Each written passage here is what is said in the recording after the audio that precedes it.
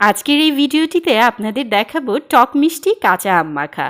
এর ঠিক আগের ভিডিওটিতে আপনাদের হোমমেড কাসুন্দি বানানো দেখিয়েছি। সেই কাসুন্দি দিয়েই আজকে এই কাঁচা আম মাখাচ্ছি। তো চলুন দেখি ভিডিওটি। আসলে শুরুতেই আমি কিছু কাঁচা আম নিয়েছি, এগুলো একটু টক মিষ্টি আমগুলোর কিন্তু আটি হয়নি। এরকম আটি না হওয়া আমগুলো দিয়ে একটু মাখা করলে কিন্তু সেটা একটু বেশি ভালো লাগে। তো এই তো কেটে প্রথমে 4টা খণ্ড করে নিয়েছি। আমগুলো যে চোচা ছিল সেগুলো ছিলিয়ে। আম মাখার স্বাদ কিন্তু এর কাটার উপরে অনেকটা নির্ভর করে। যতটা পাতলা হবে কাটা তত কিন্তু খেতে মজা লাগবে।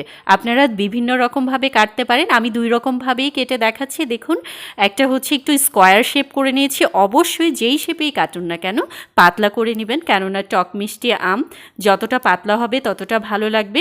আমি একটু লম্বা করে পাতলা পাতলা করে চিকন করে কেটে নিয়েছি, এটাও কিন্তু ভালো লাগে। বাইরে দেখবেন এভাবেই